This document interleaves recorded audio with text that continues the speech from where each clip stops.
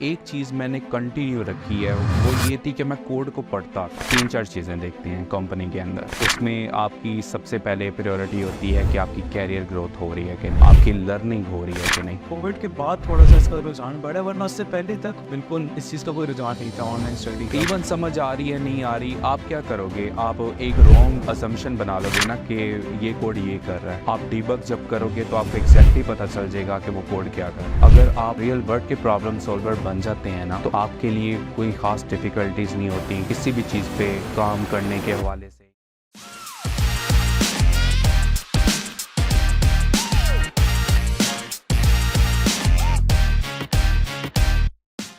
Hello everyone, welcome to Tech Therapy, a brand new podcast series presented by Tech HQS. I'm your host Shariar Niazi and today I'm with a very special guest जिनको मैं बहुत अरसे से approach करने की कोशिश कर रहा था, लेकिन उनके बिजी स्केड्यूल की वजह से वो मेरे हाथ नहीं आ रहे थे। लेकिन फाइनली आज वो हमारे हाथ आए हैं और आज हम उनसे गुफ्तगू करेंगे। सो ज़ीशान अली, क्या हाल चाल है आपके? अल्हम्दुलिल्लाह, मैं बिल्कुल ठीक ठाक। आप सुनाएं शहरियार, कैसे हैं आप? मैं भी बिल्कुल ठीक ठाक। सो ज़ीशान भाई, स्टार्ट करने से पहले ना मैं एक रिचुअल स्टार्ट करना चाह रहा हूँ टेक थेरेपी का, ठीक है? उसमें करेंगे ये कि हम 2 से 3 दफ़ा लंबी गहरी सांस लेंगे, ठीक है, ताकि अच्छे एनवायरनमेंट में हम गुफ्तगू कर पाएं, ठीक है? So let's start. 1 2 3।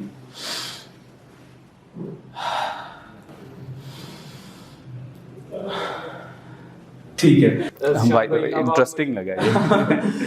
तो अब आपसे सवाल जवाब स्टार्ट करते हैं, ठीक है? मुझे पहले बताएं कि ज़ीशान अली, फॉर व्यूअर्स जानना चाहेंगे कि वो कौन है, वो कहाँ से आए हैं, उनकी क्या एजुकेशन है, वो करते क्या हैं, ठीक है?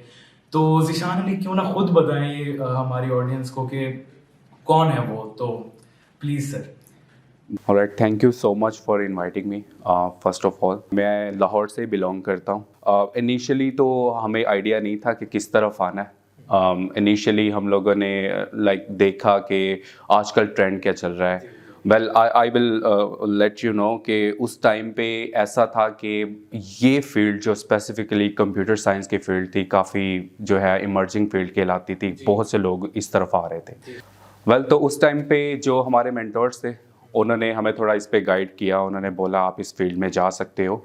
और वैसे अगर देखा जाए तो मैं खुद भी अगर थोड़ा उससे पीछे चले जाऊं तो थोड़ा सा टेक फाइल बंदा हूँ। ठीक है। हाँ, तो मतलब जब पेंटियम 1 और 2 कंप्यूटर्स हुआ करते थे उस टाइम पे हम लोग एक्सपर्टीज़ होती थी हमारी कि हम लोगों के इश्यूज रिजॉल्व कर सकते थे कंप्यूटर से। ये तो बहुत अच्छी चीज़ है। एग्जैक्टली। तो विंडोज़ करना और ये सारी इश्यूज रिजॉल्व करने, तो जितने भी टेक सेवी पर्सन है मैंने देखा वो यहीं से शुरुआत करते हैं। हाँ जी। तो एक इंटरेस्टिंग फैक्टर इस चीज़ में, इस टेक्नोलॉजी में, इस काम में आने का एक ये भी है। अच्छा, तो ये आप कौन से ईयर की बात कर रहे हैं जिसमें आपने बताया है कि टेक और कंप्यूटर की फील्ड जो है वो इस टाइम पे इमर्जिंग थी? 2006 और 2008 की बात बता रहा हूँ। उससे पहले भी काफ़ी लोग इस फील्ड में जा चुके थे, लेकिन इस ड्यूरेशन के दौरान मतलब इस ड्यूरेशन में ऐसे लोग थे कि आप जिनको देख के अपना कैरियर इस तरह परसू करने का सोच सकते थे। Because there were multiple people who are very successful in this field specifically. Well, उसके बाद फिर स्कूल कंप्लीट किया। स्कूल कंप्लीट करने के बाद कॉलेज में गए। कॉलेज में ICS हमने किया था। मैंने मतलब स्टार्ट ICS से ही लिया था, लेकिन ICS के अंदर इतनी ज़्यादा वो कोर्स आउटलाइन नहीं होती जितनी आजकल है, क्योंकि उस वक़्त में ये था कि मैट्रिक के अंदर आप कंप्यूटर साइंस नहीं पढ़ सकते थे क्योंकि अभी कोर्स है ही नहीं था उसका। ओके, सो सिर्फ क्या बायोलॉजी थी उसमें? उस टाइम पे ये था कि मैट्रिक में आपके पास कंप्यूटर साइंस की कोई बुक नहीं होती थी, ऑप्शन ही नहीं थी सेलेक्ट करने की। कंप्यूटर साइंस बाद में आया, ठीक है। ICS में फर्स्ट टाइम आप कंप्यूटर साइंस और प्रोग्रामिंग लैंग्वेजेस वगैरह सीखते थे। अच्छा, सही है। ठीक है। आई थिंक ICS में भी फर्स्ट ईयर में नहीं था, सेकंड ईयर में जाके आपको ये मिलता था। तो सेकंड ईयर में आपकी प्रोग्रामिंग स्टार्ट होती थी। फर्स्ट ईयर में आपको basic knowledge related to computer और you know all the things related to this field आपको मिलती थी। कंप्यूटर कब बना, ये सारी चीज़ें, हिस्ट्री से लेके अभी जो जो डिवाइसेस अवेलेबल हैं और फ्लॉपी टाइप की वो मेरे ख्याल से अभी तक वही पढ़ा रहे हैं। अभी आजकल तो पता नहीं, लेकिन मेरा ख्याल है अपडेट हो चुका है अभी काफी। अच्छा, क्योंकि सुनने में तो नहीं आया अभी तक, शायद मेरी नॉलेज में इजाफा हो जाए जब मैं पढूं इस बारे में तो। क्योंकि अभी तो काफ़ी फ्लॉपी तो आजकल किसी लाइक बच्चे से भी पूछेंगे या बड़े से भी पूछेंगे जो उस एज का नहीं है, उसके बाद आया, तो उसे फ्लॉपी का नहीं पता होगा। हाँ जी, वो एक्सटेंड हो चुकी है बिल्कुल। Exactly. वेल उसके बाद फिर कॉलेज से यूनिवर्सिटी हम शिफ्ट हुए। तो ये भी एक रिकमेंडेशन थी, इस पे भी एक पूरी स्टोरी है। मैंने अनफॉर्चुनेटली अपना जो मेरा टेस्ट था, जो नॉर्मली जिसे एडमिशन टेस्ट बोलते हैं, वो मैं मिस कर चुका था। मैंने ट्राई पंजाब यूनिवर्सिटी में किया था लेकिन मिस कर चुका था वो। हाँ, वो मुझे एग्जैक्टली पता ही तब चला था जब एडमिशन टेस्ट का टाइम गुजर चुका था। हाँ जी, उस टाइम वैसे भी जो है ना बहुत फास्ट पेस कम्युनिकेशन का दौर नहीं होता था। लोग मतलब इतना ज्यादा आजकल जिस तरीके से हम लोग एक दूसरे से कनेक्टेड हैं उतना नहीं थे उस टाइम। एग्जैक्टली ऐसा ही। तो मेरे ख्याल से इस वजह से भी जो है ना कभी कभार चीजें मिस हो जाती थी। तो समहाउ इसी तरह मिस हुआ, क्योंकि ऑनलाइन रिसोर्सेज इतने ज़्यादा नहीं थे, आपके पास इंफॉर्मेशन नहीं थी उस लेवल की कि आप वहाँ से। अभी तो ये है ना कि कोई भी अनाउंसमेंट है तो एक तो आप उनकी साइट ओपन करें, सिंपल आपको अनाउंसमेंट दिख रही होती है। उस टाइम पे ऐसा कुछ भी नहीं था। तो वेल एडमिशन मिस हुआ, वहाँ पे एडमिशन टेस्ट मिस हुआ बेसिकली। तो उसके बाद फिर जो फाइनल मेरे पास ऑप्शन बचा वो वर्चुअल यूनिवर्सिटी का मिला। तो वर्चुअल यूनिवर्सिटी में एडमिशन हुआ मेरे लिए वो एक बिल्कुल नया स्टडी का प्रोसीजर था, जिस तरह से ऑनलाइन स्टडी होती है, क्योंकि उससे पहले हम फिजिकल क्लासेस ज्वाइन कर चुके थे और जिस तरह नॉर्मल स्टडी होती है। इवन आजकल भी जो है ना कोविड के बाद थोड़ा सा इसका रुझान बढ़ा, वरना उससे पहले तक मतलब 2020 से पहले तक बिल्कुल इस चीज का कोई रुझान नहीं था। ऑनलाइन स्टडी का बहुत कम था। Exactly. तो वो उस टाइम पे भी जाहिर है एक बहुत नई चीज होगी आपके लिए। वेल उसके बाद डेफिनेटली एडमिशन लेने से पहले हमने सारी जो जितनी भी कोर्सेज होते हैं या सब्जेक्ट्स होते हैं वो हमने उनको पहले देख लिया था। तो वो देखने के बाद हमने डिसाइड किया कि ये हम इस तरफ जा सकते हैं, ये ऐसे कोर्सेज हैं जो हम पढ़ेंगे और आगे इसका डेफिनेटली यूज़ होगा। उसके बाद 2012 के अंदर मेरी ग्रेजुएशन कंप्लीट हुई। तो ग्रेजुएशन करने के फ़ौरन बाद जो है मैंने अपना कैरियर इसी तरफ जो है वो स्टार्ट कर दिया। इनिशियली इंटर्नशिप से स्टार्ट किया था, जो कि बहुत मुश्किल मिली थी। अच्छा, तो एग्जैक्टली हमारे टाइम पे स्ट्रगल करना पड़ता था इन सारी चीज़ों के लिए। आपके रेफरेंस होने चाहिए, अगर रेफरेंस नहीं है तो आपको मतलब इंटरव्यू में ऐसा दिखाना पड़ता था कि आप बाकी उस काबिल हैं कि नहीं। तो आपने किधर, आपकी इंटर्नशिप किधर हुई थी? सॉफ्टवेयर हाउस था और वो इनिशियली C++ पे काम करते थे। ओके। सो आपने अपना कह लें कि प्रोफेशनल जर्नी का वहाँ पर आगाज किया था। जी बिल्कुल ऐसा ही है। अच्छा, तो आपने C++ के अलावा कौन कौन सी लैंग्वेजेस में प्रोफिशिएंसी हासिल की हुई है? वेल इनिशियल स्टार्ट तो मेरा C++ पे ही था, क्योंकि एकेडमिक बैकग्राउंड में आपको C++ ही सिखाई जाती है। तो मतलब अगर आप पढ़ते हैं तो आपको C++ सिखाई जाती है, उसी में आपको प्रोग्राम्स बनाने होते हैं। ठीक है, तो इनिशियली तो C++ ही थी। उसके बाद जब एक्सप्लोर किया हमने, मार्केट में आए, देखा कि क्या चीज़ें ट्रेंड है। इवन मैंने जो स्टार्ट लिया था वो C++ पे ही था, लेकिन जब मार्केट देखी तो उस टाइम पे C# काफ़ी इन थी।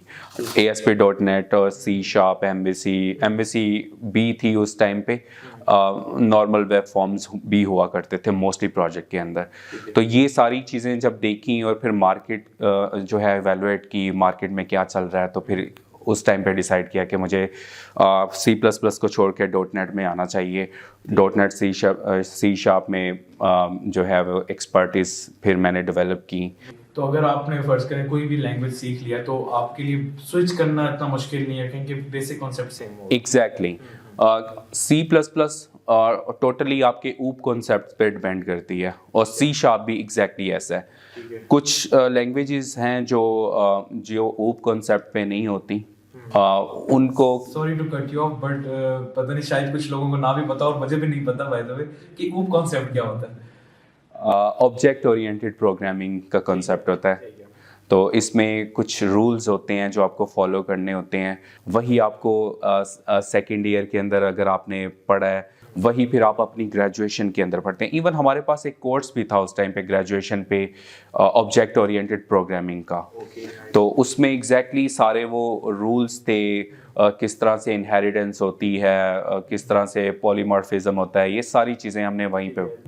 ऑल द टेक्निकलिटीज, ठीक है। हाँ, एग्जैक्टली। अच्छा, तो मेरा आपसे ये सवाल है कि आपने जब डिफरेंट ऑफ कोर्स ट्रांजिशन की डिफरेंट लैंग्वेजेस की तरफ, तो वो आपने थ्रू कोर्सेज की या थ्रू सेल्फ लर्न की या थ्रू जॉब कर करके एक्सपीरियंसेस लेके आपने इस तरीके से वो? वेल, कोर्सेज तो बहुत ज़्यादा इन नहीं थे उस टाइम पे, और अगर होंगे भी तो एक्सपेंसिव होंगे, क्योंकि उस टाइम पे भी हाईली पेड जॉब्स होती थी इस फील्ड से रिलेटेड। तो हमारे पास जो ऑनलाइन रिसोर्सेज होते थे, लाइक यूट्यूब हो गया, वहाँ से थोड़ी सी हमें गाइडेंस मिल जाती थी। हमारे जो मेंटोर होते थे, सीनियर्स होते थे, हमें वो थोड़ा एक्सप्लेन कर दिया करते थे इन सारी चीज़ों पे। तो इसके अलावा जो प्रोजेक्ट्स होते थे उनको पढ़ना, उनके कोड को पढ़ना, ये एक चीज़ मैं मतलब बताना चाहूँगा कि जो इनिशियल हमें जो चैलेंजेस भी आते थे काम करने पे, उसके साथ जो एक चीज़ मैंने कंटिन्यू रखी है वो ये थी कि मैं कोड को पढ़ता था। ओके। इवन समझ आ रही है नहीं आ रही, आप क्या करोगे, आप एक रॉन्ग असम्पशन बना लोगे ना कि ये कोड ये कर रहा है। हाँ जी। ठीक है, आप डिबग जब करोगे तो आपको एग्जैक्टली पता चल जाएगा कि वो कोड क्या कर रहा है और अपने कहाँ पर गलती की है या सही है। एग्जैक्टली, बिल्कुल ऐसा ही है। अच्छा, तो जीशान साहब मुझे ये बताएं, आपने टेक हेडक्वार्टर्स कब ज्वाइन किया था? वेल, शहरियार मैंने आई स्टार से ज्वाइन किया था। ठीक है। तो क्योंकि टेक का जो पहला नाम था, मे भी कुछ लोगों को आइडिया हो या ना हो, वो आई स्टार ही था। ओके। तो जो मेरी ज्वाइनिंग थी वो आई स्टार पे थी। तो आई स्टार से मैंने ज्वाइन किया। आई स्टार में आई थिंक 2-3 इयर्स काम करने के बाद फिर टेक एचक्यूएस जो है वो इन मर्जिंग हुई बेसिकली, तो टेक एचक्यूएस बना। तो मैं एक्चुअली आई स्टार से फिर टेक में आ गया इस तरह से। सही है। तो आप बिल्कुल you go way back even before tech HQs आप। Exactly, you can say that. Yeah okay, so आप शुरू से ही कह सकते हैं कि टेक एचक्यूएस के साथ हैं, तो आप कैसा रहा आपका एक्सपीरियंस टेक एचक्यूएस में? और वैसे भी आजकल मैंने देखा है कि लोग काफी ज्यादा स्विचिंग की तरफ बहुत ज्यादा रुझान है लोगों का, बस 1-2 साल के अंदर स्विच करो। लेकिन आपने ये चीज नहीं की, ठीक है, जो कि काफी इंस्पायरिंग है, ठीक है। तो मुझे ये बताएं कि किस तरीके से आपने क्या सोचा और कहाँ से आपकी जर्नी टेक में स्टार्ट हुई और अभी आप क्या कर रहे हैं टेक में? I am totally agree with you. आजकल मतलब ट्रेंड है नॉर्मली कि लोग जो है वो थोड़ा अर्सा काम करते हैं, फिर थोड़ी दूसरी तरफ शिफ्ट हो जाते हैं। और इवन क्योंकि मैं काफ़ी सारे इंटरव्यूज़ भी करता हूँ टेक एचक्यूएस में, और जब ऐसे लोगों से डिस्कशंस होती हैं, उनसे पूछा जाता है प्रोजेक्ट डोमेन के बारे में, उन्हें इतना ज़्यादा आइडिया भी नहीं होता। So well, the reason behind for being such a long time in tech HQs is, आप मोस्टली 3-4 चीज़ें देखते हैं कंपनी के अंदर। उसमें आपकी सबसे पहले प्रायोरिटी होती है कि आपकी कैरियर ग्रोथ हो रही है कि नहीं, आपकी लर्निंग हो रही है कि नहीं। ठीक है, आपकी जो टॉप मैनेजमेंट है या आपकी जो लीडर्स हैं कंपनी के अंदर, उनके एम्बिशंस कैसे हैं, क्या वो किसी लेवल पे पहुंचाने के लिए हैं कंपनी को कि नहीं। तो अल्हम्दुलिल्लाह यहाँ पे मुझे सारी चीज़ें मिली हैं। मैंने स्टार्ट यहाँ पे एक मिड लेवल रिसोर्स पे किया था, उसके बाद ग्रेजुअली टीम लीड बना, सीनियर सॉफ्टवेयर इंजीनियर बना, टीम लीड बना, टीम लीड से डेव मैनेजर बना। तो ये सारी चीज़ें, सारी जर्नी जो है, एक वो चीज़ के जो कैरियर ग्रोथ मिलनी चाहिए, तो वो तो मुझे टेक से मिली, 100% मिली। और दूसरा मुझे एक बहुत बड़ी अपॉर्चुनिटी मिली, वो अपॉर्चुनिटी ये थी कि मुझे टॉप मैनेजमेंट के साथ काम करने का मौका मिला। मुझे एग्जैक्टली पता था कि अभी मैनेजमेंट क्या सोच रही है, आगे क्या प्लान्स हैं टेक के। जब इतनी मोटिवेटेड टॉप मैनेजमेंट हमने देखी, जिनके इस फील्ड के अंदर और अपनी बिजनेस को बढ़ाने के लिए और कंपनी को नेक्स्ट लेवल पे लेके जाने के पीछे काफ़ी प्लान्स थे, एक अच्छा एम्बिशन था, तो डेफिनेटली ये काफ़ी सारी चीज़ें थी जिसकी वजह से एनकरेज हुआ मैं यहाँ पे रहने पे। और मेजर पार्ट जो था लर्निंग, मेरी लर्निंग यहाँ पे बहुत अच्छी हुई। मुझे डिफरेंट वैरायटी ऑफ प्रोजेक्ट्स मिले जिस पे मैंने काम किया। मैंने काफ़ी सारी चीज़ें यहीं पे सीखी। डेटा साइंस से रिलेटेड हमने प्रोजेक्ट्स किए, हमने OCR से रिलेटेड काम किया। आजकल वही बेस है आपकी AI की। तो काफ़ी सारी चीज़ें मैंने यहाँ पे सीखी भी, और प्रोजेक्ट जब डिफरेंट मिलते थे तो हम लोग उससे सीखते भी थे और उसे करते भी थे। और एक अच्छी चीज़ मेरे लिए ये थी कि मुझे क्योंकि देखिए टॉप मैनेजमेंट अगर आप उसके साथ काम कर रहे हो, उनका एक कॉन्फिडेंस बिल्ड हो जाता है आप पे। तो वो सारे प्रोजेक्ट्स जो हैं वो ऑलमोस्ट सबसे पहले मेरे पास ही आते थे कि आपने देखना है, आपने करना है, आपको इस साइड पे लेके जा रहे हैं। तो मेरे लिए हर बार इंटरेस्टिंग होता था ये सारी चीज़ें करना। अच्छा, मुझे ये लगता है कि ऑफ कोर्स आपकी भी बात ठीक है, लेकिन ये सब कुछ करने के लिए जो टॉप मैनेजमेंट है उसका ट्रस्ट भी होना चाहिए अपने रिसोर्सेज पे। और मुझे लगता है आपने वो ट्रस्ट बिल्ड किया, ठीक है, आपने अपनी काबिलियत इनको दिखाई, ठीक है, और इसलिए आपने जो टेक लेडर है वो आपने क्लाइम किया इस तरीके से। Exactly. तो ऑफ कोर्स ये आपका भी इसमें काफ़ी काम है और इसमें आपकी काफ़ी काबिलियत है जो आपने किया। तो रही बात काबिलियत की, तो आजकल जो है काफ़ी लोग जो CS में, डेवलपमेंट में, कोडिंग में आना चाह रहे हैं, ठीक है, और बहुत ज़्यादा लोग आ भी रहे हैं, ठीक है, लेकिन वो काफ़ी कंफ्यूज हैं कि उनको करियर कहाँ से स्टार्ट करना चाहिए, उनको अपनी जो टेक जर्नी है वो कहाँ से स्टार्ट करनी चाहिए, उनको अपना पोर्टफोलियो किस तरह बिल्ड करना चाहिए। और इवन कई ऐसे लोग भी हैं जिन्होंने ऑलरेडी अपनी डिग्री कर ली है लेकिन वो ट्रांजिशन करना चाह रहे हैं इन IT industry, in computer, in AI, in different languages. तो आप उनको क्या क्या मतलब टिप्स देंगे और क्या गाइड आप प्लीज उनको गाइड करते हैं? सबसे पहले तो I would like to emphasise them the difference between patience and persistence.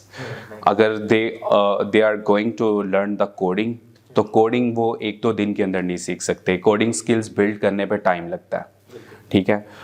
इसी क्वेश्चन में मैं एक चीज़ बताता हूँ कि आजकल ये होता है कि कुछ लोग जो है वो BS करते हैं कंप्यूटर साइंस में और IT फील्ड में, लेकिन जब वो एक्चुअल फील्ड में आते हैं तो तब उन्हें प्रोग्रामिंग बहुत मुश्किल लगती है। ठीक है, वो मतलब इनिशियल फेलियर्स जो होते हैं उनके नज़दीक, वही वो उसी को समझते हैं और वो हट जाते हैं उस रास्ते से। वो या फिर कोई HR की जॉब ढूंढ रहा होता है या फिर कोई डिफरेंट जॉब ढूंढ रहा होता है, इजी वे, मतलब वो प्रोग्रामर नहीं बनते, वो किसी दूसरी साइड पे चले जाते हैं। एग्जैक्टली।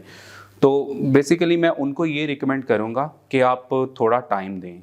कोडिंग आपको 1-2 दिन के अंदर नहीं आ सकती, ठीक है। आप अपने जो बड़े माइलस्टोन्स हैं, आपके बड़े टास्क हैं, उनको डिवाइड करें स्मॉल टास्क में और उन्हें इंजॉय करें। उनको कंप्लीट करने पे जो आपको जॉय फील होगा, दैट इज़ की फॉर योर लर्निंग। बिल्कुल तो अगर आप मेन चीज़ को, बड़े टास्क को करोगे और करते ही आपको फेलियर्स हो रहे हैं, तो आप उस टाइम पे बैठ जाओगे, आप उसको कर नहीं पाओगे और इस वजह से आप में भी फील्ड स्विच करने का भी सोच सकते हो।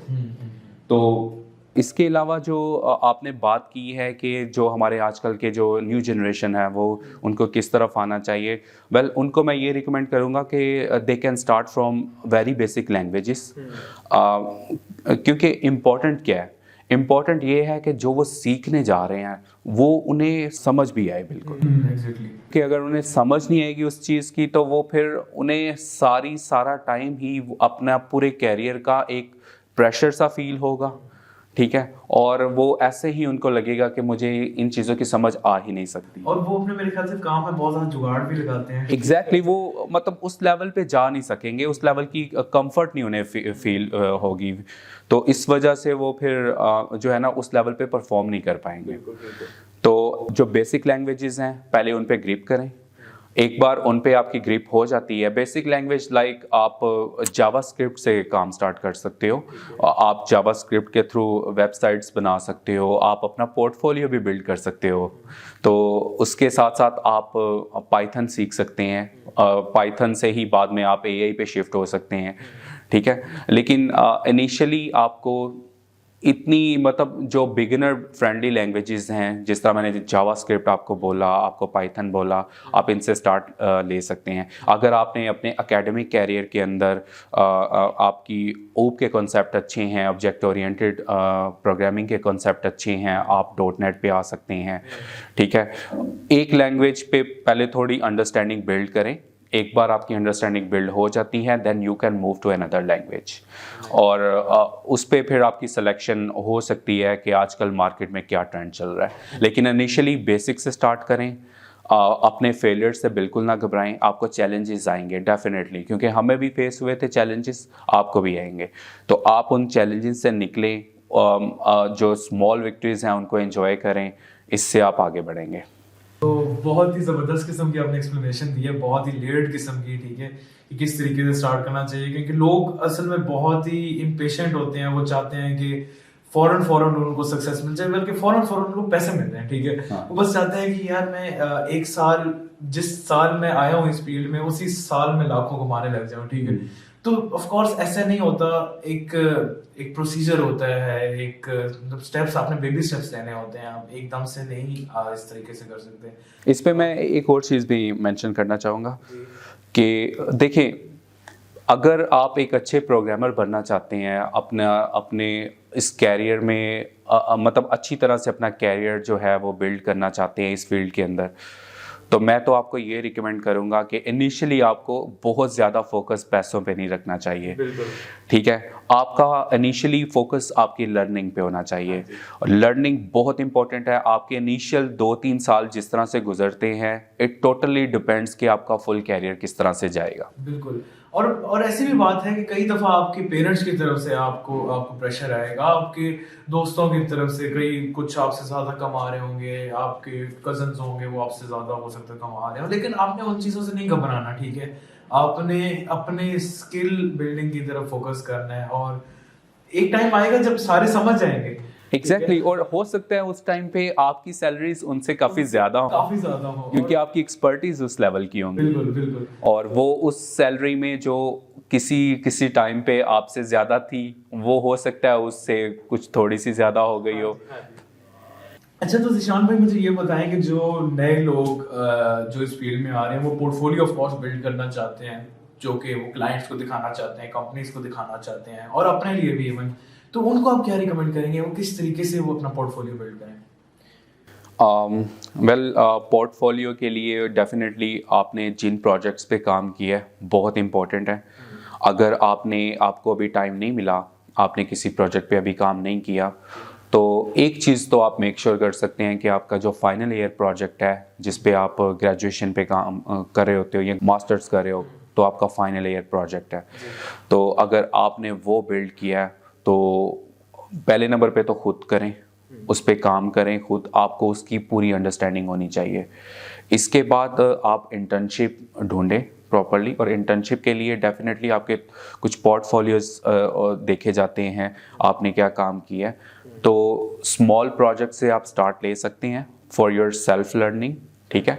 आप मतलब अगर सिंपल सी बात करें, you can start writing code for a simple calculator और maybe to do list. अभी आजकल जितनी एप्लीकेशंस हैं, आप उनको देखें, उनको समझें, उनके फीचर्स अलहदा करें, लाइक फीचर्स की लिस्ट बिल्ड करें।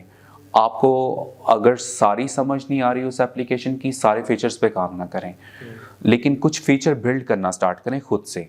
ये देखें, जितना ज़्यादा आप रियल वर्ल्ड प्रॉब्लम्स को सॉल्व करने की तरफ आएंगे, उतना ज़्यादा आपकी पोर्टफोलियो भी अच्छा बनेगा, आपके रिज्यूमे भी अच्छे बनेंगे।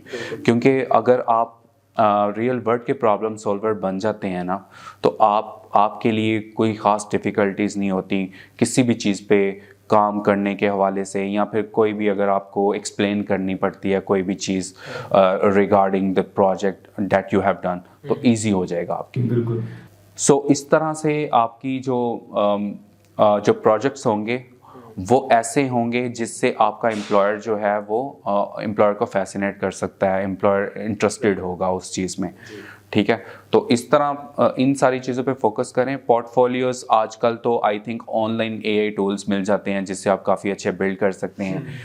तो ज़ीशान भाई मुझे ये बताएं, जो ऐसे लोग हैं जो लाइक शॉर्ट कोर्सेज करके आते हैं, ठीक है, और कुछ यूट्यूब वगैरह पे और इस तरह की जगहों पे अपना मतलब एक बेसिक इंफॉर्मेशन लेके आते हैं और कहते हैं कि हमें भी ये चीज़ें सिखाएं और हमें किसी जॉब की तरफ हमें कोई जॉब दिला के दें, और इस तरह की बातें करते हैं, तो आप उनको क्या रिकमेंड करना चाहिए? जो कोडिंग है वो मतलब कोर्सेज अगर आपने उस लेवल की आपके पास स्किल्स नहीं है तो आप कोडिंग नहीं कर सकते। ये चीज़ आप सबसे पहले अपने जहन में रखें।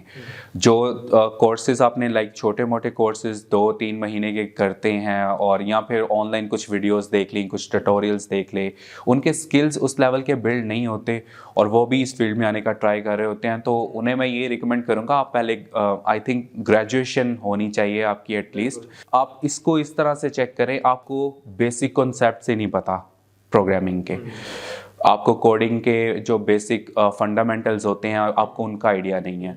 अगर आपको इन सारी चीज़ों का आइडिया नहीं है तो आप किस तरह से कोड कर सकेंगे। एग्जैक्टली। मतलब स्मॉल लैंग्वेजेस जो इजी लैंग्वेजेस जो होती हैं, इजी लैंग्वेजेस तो आप अंडरस्टैंड कर सकते हैं, आप HTML सीख सकते हैं, आप फ्रंट एंड डेवलपर बन सकते हैं, ये सारी चीज़ें हो सकती हैं। लेकिन अगर आप प्रॉपर एक फंडामेंटल्स सीखने के बाद आना चाहते हैं तो ग्रेजुएशन इम्पोर्टेंट है बहुत ज़्यादा। उसमें ना सिर्फ आपको जो है वो कोड करना सिखाया जाता है, बल्कि वो बैकग्राउंड में जो कोड आपका होगा वो किस तरह से कंपाइल होता है, किस तरह से मेमोरी पे इम्पैक्ट आता है उसका, ये सारी चीज़ें भी आपको सिखाई जाती हैं। तो अगर आपको नॉलेज नहीं है कि आपकी लिखी हुई कोडिंग की लाइंस जो हैं वो किस तरह से मेमोरी पे इम्पैक्ट करने जा रही हैं, या फिर वो क्या उनका बिहेव होगा किस सिस्टम के ऊपर या जिस भी सिस्टम के ऊपर वो एप्लीकेशन रन होगी, तो आप उसको अच्छी तरह से समझ नहीं पाएंगे, अच्छी तरह से वो लिख नहीं पाएंगे, कोड नहीं कर पाएंगे। बेसिकली आपको उसके रग रग से वाकिफ होना पड़ेगा। एग्जैक्टली आपको रग रग से वाकिफ होना पड़ेगा, तभी आप अच्छी प्रोग्रामिंग कर सकते हैं। और ये किसी भी फील्ड में मैं यही कहूँगा कि यही है कि आपको उस फील्ड के रग रग से वाकिफ होना पड़ता है अगर आप उस फील्ड में एक्सेल करना चाहते हैं। एग्जैक्टली बिल्कुल ऐसा ही है। तो ज़ीशान भाई, बस जाते जाते एक आखिरी सवाल का जवाब देते हैं। जो टेक के न्यू जॉइनर्स हैं जो यहाँ पर ऑफ कोर्स एक नए होप के साथ आए हैं, ठीक है, तो आपको क्या उनको रिकमेंडेशन और क्या एडवाइस देंगे? उनको मैं ये बोलूँगा कि अभी जितना भी उनका टाइम है अपनी लर्निंग पे फोकस करें। देखें आपको एक बहुत अच्छी अपॉर्चुनिटी मिली है, इसको अवेल करें, इसको अच्छी तरह से यूटिलाइज़ करें।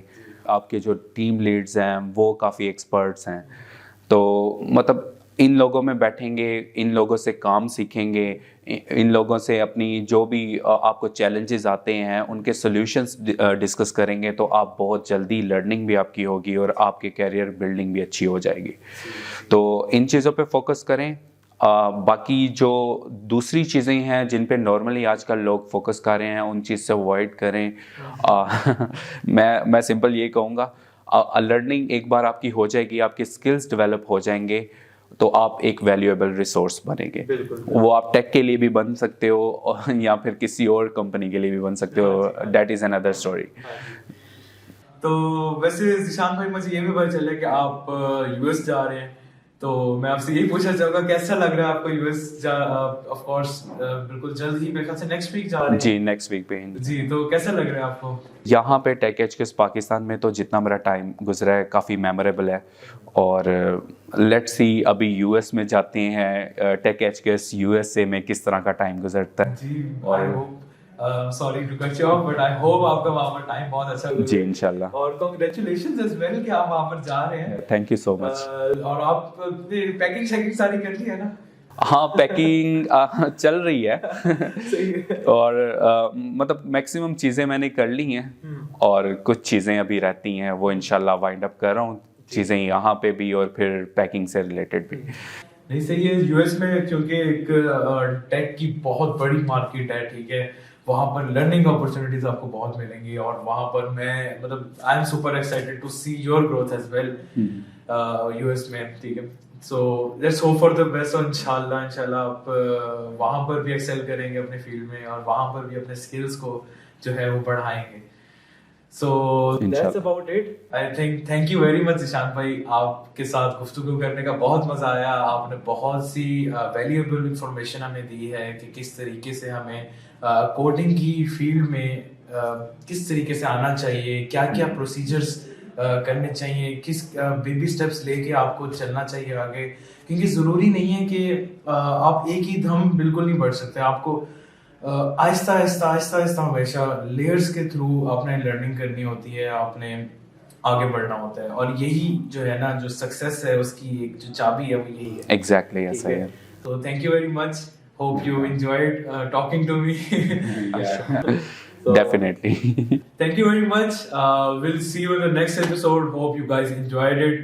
तो next हम of course different topics के साथ और भी हम podcast करेंगे इंशाल्लाह। तो let's see how it goes. Thank you. Allah Hafiz.